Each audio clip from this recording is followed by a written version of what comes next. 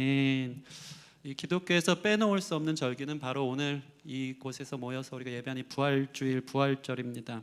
이 부활절은 예수님의 사역의 마침표와 같고요, 승리의 도장을 찍는 아주 선언적인 날입니다. 그런데 사실 상대적으로 한국교회에서 부활절은 좀 크리스마스, 성탄절이나 또는 고난주간에 비해 그렇게 주목받고 있는 것 같지는 않습니다. 성탄절은요, 교회뿐만 아니고 전 세상에서도 한 달 전부터 대강절을 지키며 트리를 달고 캐롤을 울려 퍼지면서 성탄절을 준비하고 아주 크게 행사를 합니다.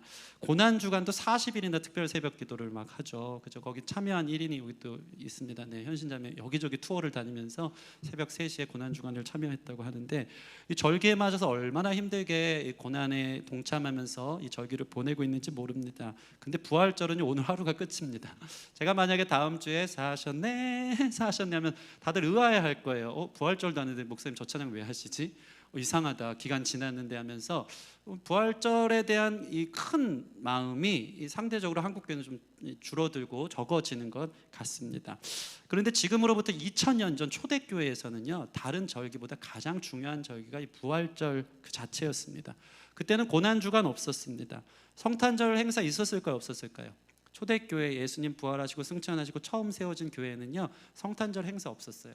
성탄절은요, 주후 3세기 4세기 때 예수님이 하나님의 아들인지 하나님이신지 아니면 사람인지 이거를 구분하려고 성육신 사건을 기록하면서 만들어낸 게 성탄절이었어요. 그 전에는 초대교회는 성탄절 절기도 없었고 고난주간 40일 지키는 것도 없었어요. 그런데 초대교회 공동체의 가장 큰 관심은 바로 이 부활이었습니다. 이 부활이 너무 중요해서요, 심지어는 유대인들, 그 당시 모든 사람들은 안식일을 토요일로 제정해서 지켰단 말이죠. 지금도 이스라엘에 가면은 금요일 밤부터 토요일까지가 안식일이에요. 거기 그때 일하면 안 돼요. 쉬는 날이에요. 근데 우리가 안식일을 언제로 지키고 있죠? 토요일입니까? 일요일입니까? 일요일로 지켜요. 이상하다. 여전히 그래서 제7일 안식일교는 우리 기독교를 이상하게 생각해요. 구약에 그들은 머물러 있거든요. 안식일 토요일로 제정됐는데 왜 주일날 지키냐 이 말이에요. 근데 진짜 안식이 무엇입니까? 예수님이 안식 후 첫날 부활하셨거든요. 토요일 다음 날 부활하셨거든요. 주일날 부활하셔서 기독교의 시작을 알리는 이 주일을 지키는 게 그때부터 시작된 거예요. 부활절이 이 기독교의 판도를 바꿨어요. 한 종교의 시작을 알리는 가장 이 축포를 터뜨리는 가장 중요한 날이었던 것입니다. 부활 사건의 증인들이 엄청 많았죠. 이 사건만으로도 얼마나 큰 이슈가 되겠습니까? 당신 봤습니까? 저 봤습니다. 예수님 진짜 살아나셨습니다. 예수님 진짜 하나님 아들이네요. 예수님 진짜 메시아입니다. 심지어 도마는요, 살아계신 예수님 옆구리에 손도 대봤다, 창자국에 손도 넣어봤다. 그 흔적이 지금 살아있다. 이 사도 바울이라는 사람은요, 다메섹 도상에서 이 예수쟁이들 잡으러만 다녔던 사람인데 부활하신 예수님 만나고 완전히 뒤바뀌어집니다. 그 인생이 달라지더니 그 다음부터 부활하신 주님을 전하는 사람이 됐어요. 부활을 경험하면서 인생이 달라지고요, 삶이 달라지고요, 기독교 전체가 달라지는 것을 봅니다. 부활하신 예수님을 만났다는 증인들이 성경에 보면 500여 형제들이나 됐어요. 그러니까 여러분 생각해 보세요. 죽었다가 살아난 우리 예수님 메시아다, 그리스도다. 이것이 연일 가장 큰 이슈가 되는 헤드라인 뉴스가 된 겁니다. 부활절 전에는 제자들 어떻게 했습니까? 다 뿔뿔이 흩어지고요, 골방에서 숨어 있었어요. 근데 예수님 부활하신 사실을 경험하고부터요, 문 밖으로 나가기 시작합니다. 담대히 복음을 전하는 거예요. 죽어도 산다는 부활. 그러니까 순교의 자리로 나가는 거예요. 예수님처럼 우리도 말씀대로 주님 살아나셨기 때문에, 예수님 우리의 잠자는 자들의 첫 열매 되셨기 때문에 나 죽어도 부활하는구나.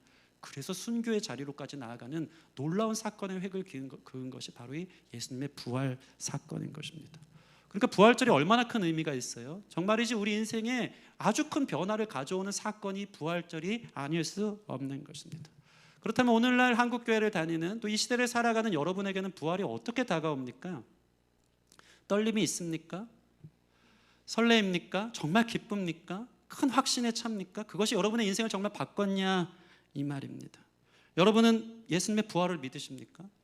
죽은 자가 사는 것을 믿으십니까? 예수님이 부활하셔서 지금도 여러분의 삶 가운데 살아서 통치하고 계신 것을 여러분 믿으십니까? 오늘 이 말씀을 통해서 우리의 부활 신앙이 단단해지기를 바랍니다. 더 확실해지기를 바랍니다. 없는 자에게는 믿음이 생기는 역사가 있을 줄 믿고 있는 자에게는 더 생겨 확신에 거하는 거룩한 역사가 이 예배 가운데 있을 줄 믿습니다. 그렇다면 오늘 부활신앙이 어떻게 생길지 오늘 성경을 통해 세 가지로 좀 나누기를 원합니다. 첫 번째 부활신앙은요, 말씀을 들을 때 생기는 것입니다. 여러분, 오늘 말씀 보면 엠마오로 가는 두 제자가 나옵니다. 그들은 주님이 명령하신 증인의 자리에 있지 못했어요. 예수님 실패했구나, 예수님 완전 망했구나, 3년 동안 동고동락하면서 따라갔는데 너무 허망하게 33살의 찬 청년으로 그냥 죽어 나갔구나, 괜히 따라갔다. 그들의 자리는요, 예수님 사명 이제 필요 없어요. 그냥 엠마오로 가서 시골 마을로 가서 농사나 하고 살아야지. 완전한 절망의 자리, 실패의 자리, 현실에 안주하는 자리로 그들은 돌아가고 있었던 것입니다. 심지어 그들 안에는요, 예수님이 부활했던 소식을 들었는데도 가고 있어요. 여인들이 예수를 만났다는 소식을 들었어요. 무덤에 갔는데 예수님 시체는 못 보고 한 천사가 나타나서 예수님이 부활했다는 증거를 얘가 들었다. 베드로도 가서 봤더니 예수님이 거기 안 계시더라. 그런 부활의 얘기를 들었는데도요, 그들은 이걸 믿지 못해요. 어떻게 그럴 수가 있어. 그들이 헛개비를 받겠지, 또는 다른 빈 무덤을 찾아갔겠지, 아니면 누가 예수님의 시체를 도둑질했겠지. 별의별 생각을 하면서 예수님의 말씀도 기억 못하고 예수님 부활하시겠다는 예언도 기억 못하고 그저 사람이 어떻게 다시 살아 하는 실망의 연속에서 자기들의 갈 길을 걷는 신앙 없는 모습을 보여주고 있는 것입니다. 그래서 성경은요, 오늘 이들의 상태를요 뭐라고 얘기하고 있냐면, 한번 볼까요? 15절 16절 말씀 같이 읽겠습니다. 시작. 그들이 서로 이야기하며 문의할 때에 예수께서 가까이 이르러 그들과 동행하시나 그들의 눈이 가려져 그인 줄 알아보지 못하거늘. 아멘. 여러분 보세요. 그들의 상태가 어떻다고요? 그들의 눈이 가려져 있다. 눈이 가려져서 예수님 부활했다 그러는데도 눈이 가려져서 예수님 부활을 못 믿고 각기 제갈 길로 가고 있는 거예요. 여러분, 사람이 눈이 가려졌다는 게 뭘까요? 앞길을 분간 못하는 거죠. 객관적인 판단이 어려운 거예요. 왜 그럴까요? 그들의 생각 속에 예수님이 허무하게 죽었다는 생각이 각인되어 있는 거예요. 더 이상 소망이 없다는 생각이 그들의 눈을 가린 거예요. 실망, 상처, 이 아픔, 그리고 자기의 삶에 더 이상 소망이 없다라는 생각에 예수님 부활했는데도 그런 게 어디 있어. 이게 생각의 지배를 받으면서 눈이 가려워져서 믿을 수가 없었어요. 사람이 그렇습니다. 머리에 의해서 눈이 지배를 받아요. 생각에 우리가 보는 게 지배를 받아요.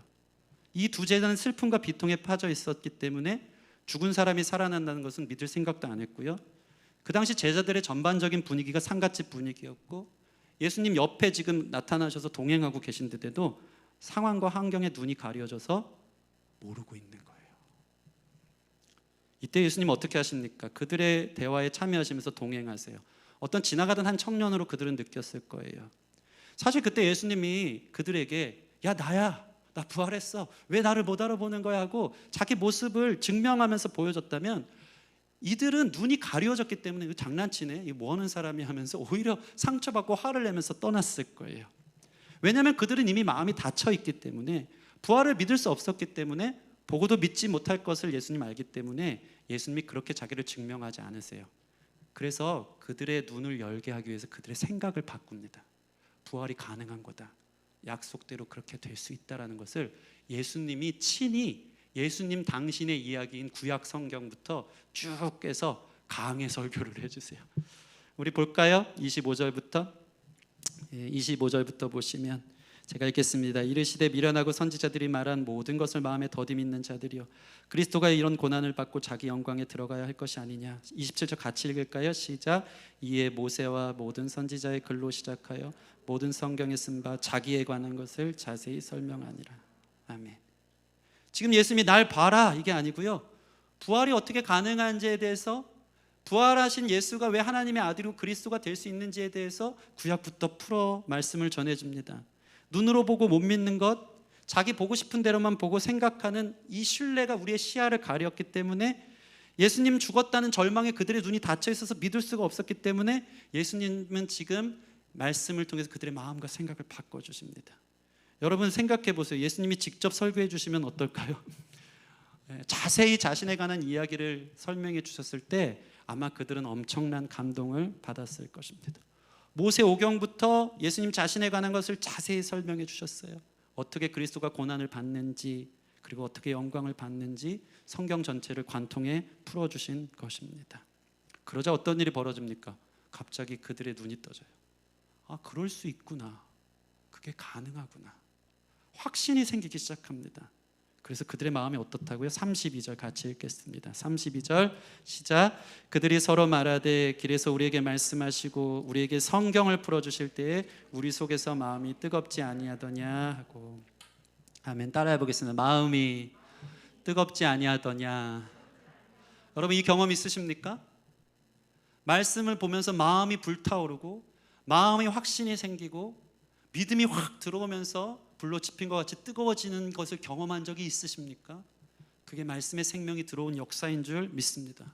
여러분 안에 말씀이 들어와야 믿음이 생기는 거예요. 이런 경험이 있길 바랍니다. 마음이 뜨거워지는 역사로 눈이 떠지면요, 해석이 달라지는 거예요. 듣는 것보다 보는 것보다 말씀을 듣는 것이 우선인 것을 이야기하고 있는 것입니다. 여러분, 혹시 여러분 삶이 슬픔에 젖어 있어서 눈이 가려워진 자들이 있습니까? 이 엠마오로 가는 두 제자들처럼 지금 여러분 옆에 예수님이 살아서 동행하고 계신데도 절망 가운데, 상처 가운데, 상황 가운데 함몰이 되어 주님을 못 알아보는 사람 있습니까? 난 끝이다. 이제 내 인생에 더 이상 선한 것은 없다. 다 망했다.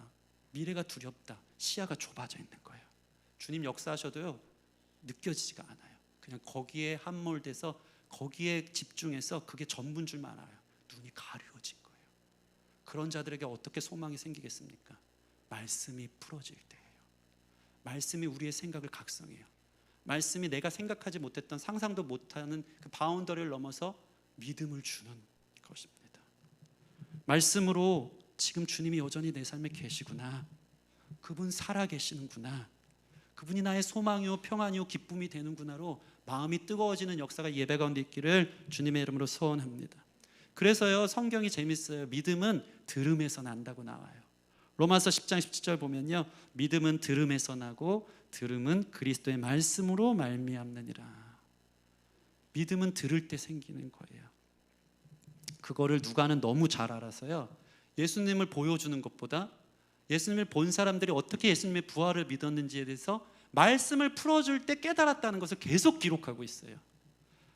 상상도 못하고 믿지도 못하면 예수님 앞에 나타나도 믿지를 못하는 거예요. 그래서 말씀으로 풀어질 때 그들의 생각과 마음이 달라짐을 통해서 예수님을 예수님으로 볼 수 있기 때문에 누가는 구구절절 이걸 기록하고 있습니다. 볼까요? 누가복음 24장 6절 8절. 여인들이 주님 찾으러 무덤에 왔을 때도요, 천사가 이렇게 가르치고 있어요. 같이 읽겠습니다. 시작. 여기 계시지 않고 살아나셨느니라. 갈릴리에 계실 때에 너에게 어떻게 말씀하셨는지를 기억하라. 이르시기를 인자가 죄인의 손에 넘겨져 십자가에 못 박히고 제3일에 다시 살아나라 하리라 하셨느니라 한데, 그들이 예수의 말씀을 기억하고. 아멘. 예수의 말씀을 기억하고 말씀대로 살아나셨구나. 내가 헛것을 본 게 아니고, 이 빈무덤이 누가 시체를 도둑질한 게 아니고, 다른 빈무덤에 온 게 아니고, 말씀을 들어보니까 퍼즐조가 좀 쫙 맞춰지면서 그렇구나, 예수님 살아나셨구나 하면서 소망이 생기기 시작한 것입니다. 누가는 이걸 기록하고 싶었어요. 누가복음 24장 44, 45절에도요, 예수님이 또 성경을 풀어주니까, 나는 이게 너무 재밌어요. 예수님이 말씀 자체 아닙니까? 예수님 자체가 생명이시고 말씀이지 않습니까? 근데 예수님이 어떻게 해요? 방법을 뭐라고 합니까? 내가 말씀이야 날 봐, 이게 아니고요, 예수님이 말씀을 들려주세요. 예수님이 말씀을 풀어주세요. 그래야 눈이 떠지는 걸 알거든요. 우리의 선입견이 깨지는 것은요, 말씀이 들어올 때라는 것입니다. 성경이 풀어질 때 마음이 열려 성경을 깨닫고 예수님을 본 증인이 된대요. 이게 누가복음 24장 45절에 정확하게 나와요. 순서죠. 성경이 풀어질 때 마음이 열려 성경을 깨닫고, 그전에는 예수님 봤어도 증인이 아니었어요. 못 본 거거든요. 아니라고 믿었거든요. 성경이 풀어지고 마음이 열려 성경을 깨닫으니까 그때부터 예수님의 증인이 되는 거예요. 눈으로 보아서 믿은 게 아니고 말씀을 듣고 눈이 떠져서 믿는 것입니다. 말씀이 우리의 눈을 밝게 하는 거예요. 말씀을 들을 때 그래서 소망이 생기는 거예요. 이것을 경험하길 바랍니다. 눈으로 봐도 못 믿는 게 우리 아닙니까? 예수를 봐도, 기적을 봐도, 하나님의 역사를 봐도 우리는 믿지 못할 때가 많아요. 시간이 지나면 어떻죠? 예수님이 이게 너무 중요하다고 생각하는 거예요. 예수님이 분명히 여러분 삶 가운데 하신 일인데요, 기적이 일어난 걸 경험했는데요, 시간이 지나면 우리는 어떻게 해석합니까? 우연히 된 일이겠지, 어쩌다 그랬겠지, 에이 하나님이 살아 계시나? 그때 감동 뭐 어떻게 된 거겠지, 내 삶에 어떻게 우연으로 잘 된 거겠지라고 생각하는 거예요. 그런데요, 말씀이 들어가면 인생의 해석이 달라지는 거예요. 하나님 살아 계시네, 하나님 내 삶에 그때 이렇게 역사하셨네, 그거 우연이 아니었네, 주님이 나를 그렇게 만나주셨네. 말씀이 들어가니까 부활의 증인이 되어진다는 것입니다. 그래서 이 부활신앙은요, 말씀을 들을 때 생기는 것입니다. 여러분 삶에 이 말씀을 듣고 눈이 떠지는 거룩한 역사가 있기를 바랍니다. 두 번째로 예수님 그들에게 부활의 신앙을 채워주기 위해서, 알게 해주시기 위해서 뭐 하셨냐면요, 떡을 떼주십니다. 뭡니까? 우리가 가지고 있는 오감으로 예수님의 살아계심을 느끼게 해주신 거예요. 자, 엠마오로 가는 두 제자와 함께 동행했던 예수님, 성경을 다 풀어 설명해 주니까요, 이 제자들의 마음이 뜨거워져서요, 그들의 생각에 전환이 오는 거예요. 아, 그럴 수 있구나, 아, 이제 믿어지는구나. 갑자기 마음의 소망이 생기니까 자기들이 뭔가 잘못 알았고 이 청년에게, 이 사람에게 더 예수님에 대한 말씀을 듣고 싶었던 거예요. 그래서 저녁이 돼서 예수님, 난 이제 다른 길로 가야 된다라고 얘기했는데도 우리랑 같이 유해 주세요, 머물러 주세요, 저에게 더 말씀 들려주세요 하는 역사가 있는 거예요. 29절, 그들이 강건하여 이르되 우리와 함께 유하사이다, 때가 저물어가고 날이 이미 기울었나이다 하니 이에 그들과 함께 유하러 들어가시니라. 여러분, 말씀에 귀를 기울이며 믿음이 생기잖아요. 어떤 현상이 일어나야 됩니까? 이게 제대로 된 반응인 줄 믿습니다. 조금만 더 말씀 들려주세요, 우리에게 계속 좀 알려주세요. 여러분, 이러한 기적이 우리 교회 안에 있기를 바랍니다. 말씀을 들을수록 눈이 떠지는 걸 경험하기 때문에 목사님 제발 말씀을 더 길게 해주세요 하는 경험이 우리 예배 가운데 있기를 바랍니다. 2시간 3시간에도 막 더 흥분하면서 더 들려달라고, 더 들려달라고. 항상 하는 얘기지만 여러분이 스스로 말씀 보는 것이 인내의 영역입니까? 아니면 기쁨의 영역입니까? 네? 여러분의 기쁨의 영역이 되기 위해서 말씀의 맛을 보기를 원합니다. 눈이 떠지는 역사가 있기를 원합니다. 부흥하는 교회는요, 성경 공부하는데 1년 전부터 줄을 서요. 그리고 그 성경 공부에 당첨이 안 되면요, 시험 들어요. 막. 이 토요일 날 하루 종일 성경 공부를 해요. 아침부터 저녁까지. 중국에서도 바이어 상대로 비즈니스 하는 분이 토요일 날 시간 빼서 오고요, 의사도 시간 빼서 와서 성경 공부하려고 그래요. 1년 동안 그 성경 공부를 하고 교회의 프로그램을 따라 가는 거예요. 이게 어떻게 가능하죠? 말씀으로 마음이 뜨거워짐을 경험한 사람은 가능한 거예요. 여기까지 이룰 수 있는 우리 교회가 되었으면 좋겠습니다. 완전히 달라져 있는 거예요. 그러자 예수님은 이 제자들을 그렇게 유하해 달라고 얘기하는 요청에 따라 그들과 함께 숙소에 머뭅니다. 그리고 저녁 때가 되어서 이제 음식을 먹는데요, 갑자기 예수님이 이상하게 떡을 떼서 서로 나눠 먹는데 갑자기 떡을 떼고 기도를 하는 거예요. 축사를 하셨다 그러죠. 감사 기도를 합니다. 그러면서 하나씩 떼어서 이 제자들에게 나누어 주는 모습을 보여주고 있는 것입니다. 30절 같이 읽겠습니다. 시작. 그들과 함께 음식 잡수실 때 떡을 가지사 축사하시고 떼어 그들에게 주시니. 31절 시작. 그들의 눈이 밝아져 그인 줄 알아보더니 예수는 그들에게 보이지 아니하시는지라. 아멘. 자, 여러분 생각해 보세요. 갑자기 예수님이 그냥 이상한 청년인 줄 아는데 우리랑 밥 먹는데 떡을 가지고 축사 기도를 하는데 어디서 많이 듣던 음성이야. 그 감사 기도 제목도 이게 뭐지? 이 주마등처럼 스쳐 지나가는 게 뭐냐면, 최후의 만찬 때 우리 예수님이 십자가 지기 전날 밤 떡을 떼어서 제자들에게 나눠줬던 그 모습, 그 손, 그 얼굴, 그 음성이 갑자기 생생하게 다가오기 시작하는 것입니다. 이거 예수님 아니야? 그분이랑 똑같아. 그들이 예수님을 확신합니다. 맞잖아, 예수님이잖아. 살아계신 예수님이 지금 우리와 함께 계시잖아. 지금 여기 계신 분이 예수님인 것 같아. 떡을 떼어주는 순간, 그 내어주는 손을 보고 떡으로 맛을 본 순간 그들은 예수님임을 눈치챈 겁니다. 눈이 밝아진 거예요. 말씀이 풀어지지 않았다면 이 일이 있어도 그냥 떡 떼주는 한 행인이겠지 생각했겠지만, 말씀으로 그들의 마음이 뜨거워진 상태에서 보는 눈이 달라진 거예요. 하나님 아들 예수님이 직접 떡을 떼어주시고 우리를 찾아오신 게 맞구나. 그들은 눈으로 보고 입으로 씹으며 그때의 기억으로 생생하게 돌아가 예수님인 줄 확신하게 되는 것입니다. 자신들의 오감으로 지금 살아계신 주님을 만나고 있는 현장입니다.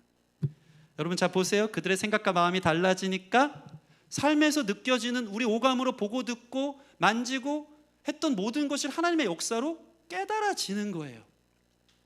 살아계신 예수님의 경험을 나의 오감으로 하는 것입니다. 제가 오늘 아침에 부활절 아침인데 사실 피곤했어요. 몸은 되게 피곤한데 너무 기쁨으로 벌떡 일어났어요. 왜 그런지 아십니까? 너무 설레었어요. 이 말씀을 전해주고 싶어서. 제 인생에 오감으로 내가 절망 가운데 죽음 가운데 있을 때, 모든 소망이 끝난 것 같은 그 시점에 있을 때 주님은 항상 살아계셔서 나에게 찾아와 주신 것을 너무나도 전해주고 싶었어요. 제 삶에 주님은 살아계십니다. 그분은 말씀으로 저를 뜨겁게 하시고 다시 회복시키시고 절망의 그늘에서 새로운 아침을 맞이하게 해주시는 놀라운 살아계신 하나님이라는 사실을 너무나도 전해주고 싶었기 때문에 이불을 박차고 일어난 거예요. 여러분, 말씀에 마음이 뜨거워지고요, 하나님이 하신 일을 경험하기 시작하면요, 아, 우리 주님이 꿈을 통해서도 말씀해 주시는구나, 우리 주님이 물질을 통해서도 살아계신 주님의 역사하심을 오늘 살아계셔서 나에게 보여주시는구나, 기도 가운데 주님의 음성으로 나를 불러주시고 살아계심을 보여주시는구나, 유튜브 보다가 예수님을 만나는 사람도 있고 말씀 듣다가 예수님 만나는 사람이 있고, 이런 놀라운 역사가 오감으로 다가오는 거예요. 어저께 저희 사모님이, 감사해요, 사실 스트레스도 많아요. 다음 세대 전도사로 감당하는 게 쉽지가 않아요. 그리고 혼자 수작업을 다 해서 한 3시간을 저희 거실이 화방이 됩니다. 이렇게 이거 다 해가지고 막 다 그리고 막 이러면서, 그러면서 사실 그 스트레스들을 제가 좀 받기는 합니다. 막 저에게 너무 큰 십자가예요. 이게 이제 부활을 경험하라고 이제 가고 있죠. 막 이러면서 너무 힘들다, 막 다 받아주고 이런 거예요. 근데 어저께 딱 말씀하는데 갑자기 사모가 밤 12시 반에 저한테 와서 말씀 묵상을 나누는데 이미 우리 사모님 눈시울이 붉어져 있는 거예요. 여보, 내가 말씀 준비하는데 내일 전해야 돼서 말씀을 준비해야 되잖아, 억지로 그렇게 하는데 부활의 감동도 없고 은혜도 없어서 그냥 사복음서를 혼자 읽었대요. 부활 소식 내용만 쭉 읽어가는데 마치 이 엠마오로 가던 제자들에게 예수님이 말씀을 풀어 마음을 뜨겁게 한 수순을 밟듯이 사복음서를 읽어나가는데 갑자기 주님이 말씀을 풀어주시면서 감동이 왔다는 거예요. 그러면서 이 얘기를 해요. 아니 여보, 너무 신기한 게 있다고. 뭐냐고. 예수님이 부활하셨는데 나 같으면 대제사장이나 빌라도한테 제일 먼저 나타났을 것 같대요. 저는 너무 소름 끼쳤어요. 그때까지 그 이유도 몰랐어요. 왜 그랬을까? 복수하려고. 딱 우리 사모 수준의 묵상이에요. 야, 니네 나 우습게 여겼지? 얼마나 무서울까요? 딱 나타나서 나 진짜 살았어? 나 하나님 아들이라 무릎 꿇어. 그러면서 복수하고 막 이 안갚음하려고 예수님이 제일 먼저 나타났을 거란 말입니다. 근데 예수님은요, 복수에 관심이 없대요. 대제사장 빌라도 예수님을 책잡은 그런 사람한테는 한 번도 나타나지 않아요. 아예 관심이 없어요. 근데 누구한테 나타나는지 아십니까? 슬픔에 젖어 있는 제자들에게는요 2번, 3번, 4번 나타나요. 소망이 없는 제자들, 예수님 믿고 따라갔는데 예수님 진짜 죽으셨고 끝났네, 자기의 사랑하는 제자들에게는요 끝까지 내가 살았다는 것을 보여주려고 사랑에만 관심 있고 그들을 살려주게 하는 데만 관심이 있어서 예수님의 살아계심이 그들을 향해 갔다는 것입니다. 그때 제가 당신 내일 설교하라고 막 이러면서 항상 내가 사부님 할 테니까 우리 교회 목회자가 되고 이러면 말씀의 묵상이 너무 탁월한 거예요. 예수님 복수에 관심 없고요, 부활하셔서 누굴 찾아갔다고요?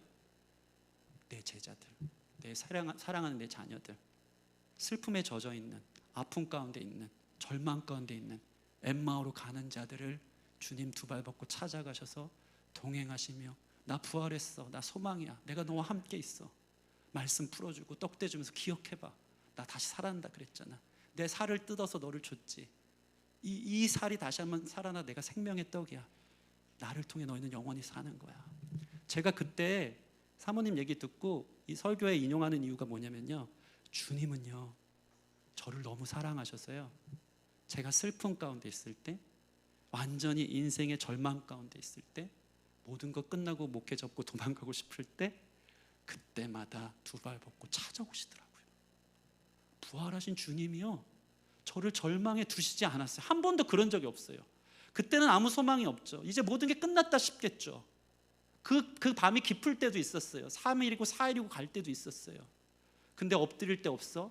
무거운 짐을 나홀로 지고 견디다 못해 쓰러질 때 불쌍히 여겨 구원해 주리 은혜의 주님 오직 예수. 살아계신 주님이요 말씀으로 찾아오시더라고요. 기도하기도 싫었어요. 눈이 가리워져서요. 기도도 안 나오게 여러분 삶에 한숨 섞인 신음만 하는 그런 시절이 있잖아요. 작은 골방에서 홀로 울 때가 있잖아요. 아무도 내 맘 몰라줄 것 같고 미래가 너무 두렵고 나 이러다 끝나는 건 아닌가, 모든 게 한순간 무너질 것 같은 그 순간에 주님 어떻다고요? 주님의 관심은 살아계셔서 슬픔 가운데 있는 여러분을 두 발 벗고 달려오시는 분이라는 것입니다. 그걸 오감으로 경험하잖아요. 소름이 끼쳐요. 전날의 깊은 밤이요 새로운 아침이 돼요. 상황은 그대로인데요 갑자기 막 살아나요. 주님의 말씀이 살아계심이 저를 찾아옴을 통해서 막 소망이 생기는 거예요. 여러분 주님의 살아계심을 여러분이 살아가는 순간순간 느끼기를 바랍니다. 무덤 가운데 있을 것 같을 때, 절망과 슬픔 가운데 있을 때, 아무것도 할 수 없을 때, 그때 주님의 찾아오심을 경험하게 되는 저 여러분들이 될 줄 믿습니다. 여러분 삶에 기도도 나오지 않고 모든 것이 끝난 것 같고 완전한 슬픔과 절망이 있을 때 주님은 우리를 그런 죽음과 절망에 둘 수 없어 찾아오시는 분이십니다. 오늘 예배 안에 그러한 살아계신 주님을 경험하는 역사가 있는 줄 믿습니다. 오늘 성찬을 뗄 때 그러한 은혜가 있기를 주님의 이름으로 소원합니다. 자, 이렇게 눈이 밝아져 예수님인 줄 알아본 제자들은 그 길로 갑자기 가던 길을 돌이켜요. 이게 예수님 만난 사람들의 특징인 줄 믿습니다. 소망이 생기거든요. 절망의 낭떠러지를 가다가 예수님의 말씀과 예수님의 살아계심을 경험하고 뒤로 한 발짝 물러서고 유턴하는 거예요. 다시 살아야지, 다시 사명 따라 살아야지, 다시 주님과 함께 걸어야지. 그러면서 그들이 돌아간 것이 이게 충격적이에요. 어디로 갑니까? 예루살렘에 있는 다른 제자 공동체로 갑니다. 33절 말씀 같이 읽겠습니다. 33절 시작. 곧 그때로 일어나 예루살렘에 돌아가 보니 11 제자 및 그들과 함께 한 자들이 모여 있어. 아멘. 그들이 돌아갔는데 그 돌아간 것은 그들과 함께 동고동락했던 공동체, 그들은 교회로 돌아간 거예요. 확신이 생기자 교회로 돌아갔어요. 그들이 모여 무엇을 했겠습니까? 나 예수님 만났다. 그랬더니 옆에 있던 베드로도 나도 만났다. 서로 만난 간증들이 오고 가면서 부활신앙이 확신이 되기 시작하는 거예요. 나만 만난 게 아니고 너도 만났니? 난 이렇게 만났는데 너는 이렇게 만났니? 그게 교회예요. 그렇게 서로 소망을 주고 일으켜주는 거예요.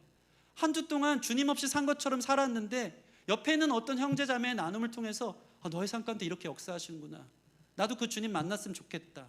그렇게 수순을 따라가면서 나도 살아계신 주님을 만나서 서로 애프터하며 교제하는 가운데 한 주 동안 주님이 나의 삶에 이렇게 살아계셨어, 나를 이렇게 위로하셨어, 나를 이렇게 도우셨어. 그래서 늘 하는 얘기지만 신앙생활은 절대 혼자 할 수 없어요. 혼자 하는 걸로 마침이 없습니다. 혼자 하면 의심이 들고요, 혼자 하면 다른 길로 가게 되고요, 혼자 신앙생활하면요 병들 수가 있어요.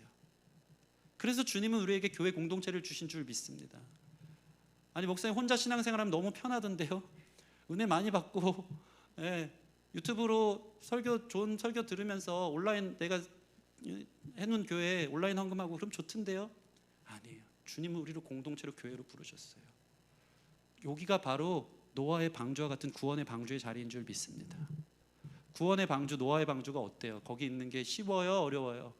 어렵죠. 빛이 없어요. 노아의 방주는 위에 창문 하나 열면 그제, 근데 비가 오니까 빛도 없고 엄청 흔들려요. 그리고 심지어 동물의 오물 냄새가 엄청 나는 곳이에요. 근데 거기 있어야지 구원이 있는 거예요. 교회 다니면 상처 없지 않아요. 나랑 맞지 않는 사람이 있어요. 오물 냄새가 나고요, 죄인들 투성이에요. 그리고 맨날 흔들리는 것 같고 빛도 안 보이는 것 같아요. 그래도 주님이 여기로 있어라, 여기로 들어와라, 이 공동체에 살아계신 내가 나타날 것이다. 그러면서 서로의 나눔 속에 하나님의 살아계심을 증거하면서 서로 세워져가는 거룩한 교회 공동체로의 회복. 그게 놀라운 게요, 이들의 부활 신앙에 확신을 줘요. 증거하면서 확신을 주는 거예요. 마침표가 되어지는 것입니다. 그렇게 서로 확신 속의 공동체에 돌아가서 34절 보시면 34, 35절 말하기를 주께서 과연 살아나시고 시몬에게도 보이셨다 하는지라 두 사람도 길에서 된 일과 예수께서 떡대심으로 자기들에게 알려주신 것을 말하더라면서 서로 흥분하고 있는데 36절 같이 읽겠습니다. 시작. 이 말을 할 때 예수께서 친히 그들 가운데 서서 이르시되 너에게 평강이 있을지어다. 아멘. 갑자기 예수님이 공동체 안으로 들어오십니다. 다시 부활하신 주님이 나타나세요. 요한복음에 보면 문은 닫혀 있는데 벽을 통과해서 들어오시는 예수님의 장면이 나와요. 그러면서 첫 마디가 뭡니까? 너에게 평강이 있을지어다. 부활신앙이 있는 사람은요, 미래가 두렵지 않아요. 삶의 문제가, 절망이 두렵지 않아요. 왠 줄 아십니까? 주님이 다시 부활하신 것처럼 이것을 통해 역전하실 것이기 때문에, 이것을 통해 나를 더 단단하게 하실 것이기 때문에, 바닥에 많이 튕길수록 높이 올라가는 공처럼 내 인생의 바닥을 경험할수록 내 인생에 다시 한번 부활의 소망은 더 커지는 것을 알기 때문에 예수님께서 평강을 주시는 것이 바로 부활신앙을 가진 사람의 특징인 것입니다. 근데 참 재밌어요. 자, 37절 보면 예수님 부활했다고 서로 나누고 팍 떡을 떼주면서 나 예수님 만났다고, 주님 지금 옆에 계신데도 37절 보세요. 뭐라고 합니까?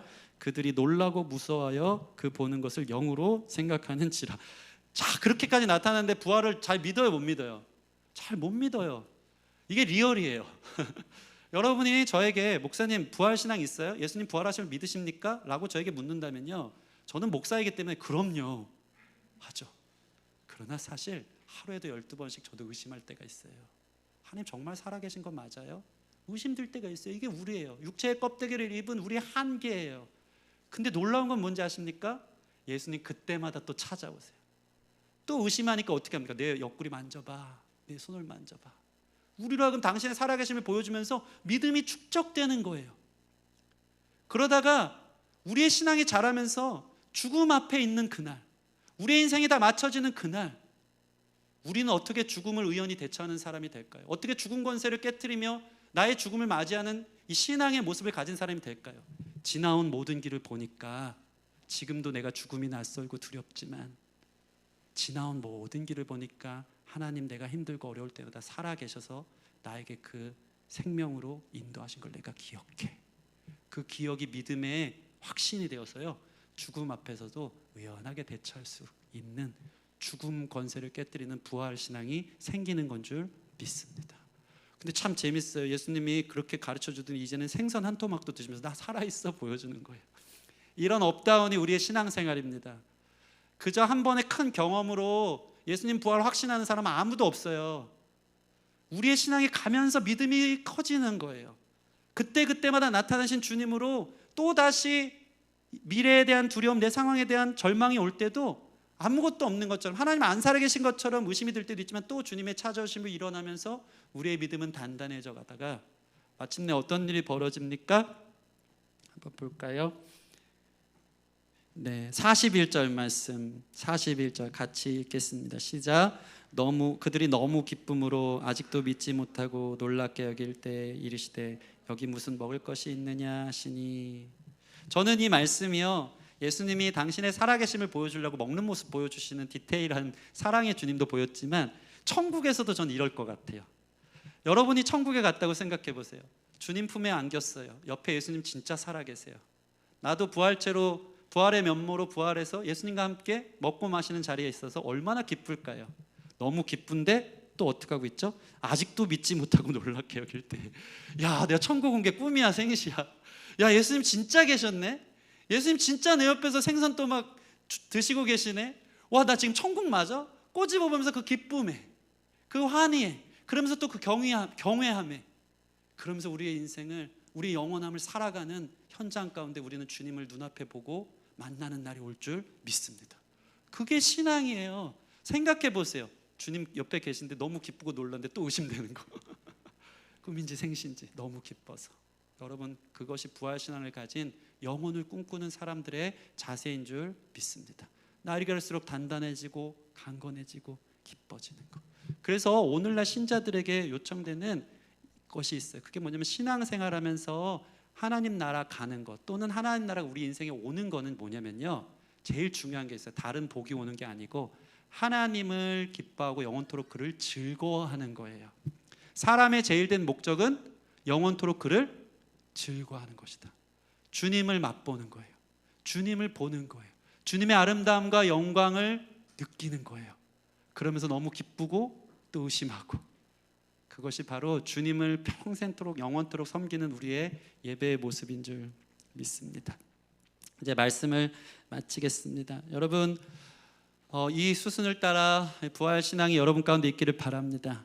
말씀이 풀어짐으로 말씀을 통해 부활의 신앙이 생기고, 여러분 삶 가운데 생생한 만남으로 하나님의 살아계심을 경험하고, 공동체로 돌아가서 확인함을 통해서 여러분 죽음 앞에서도 두렵지 않은 부활 신앙이 생기기를 소원합니다. 주님을 말씀으로 만나고 삶 가운데 오감으로 경험하고 공동체의 증거함으로 이 부활 신앙이 단단해져서 마침내 주님 앞에 설 수 있는 저와 여러분 되어지기를 소원합니다. 죽음 앞에서도 겁이 없고 주님과 함께 영원한 천국 잔치에 거할 때까지 확고한 부활 신앙으로 승리하는 저와 여러분 되기를 주님의 이름으로 축원합니다. 우리 같이 기도하지 말고 바로 성찬식으로 좀 이어지는 시간 갖겠습니다. 네.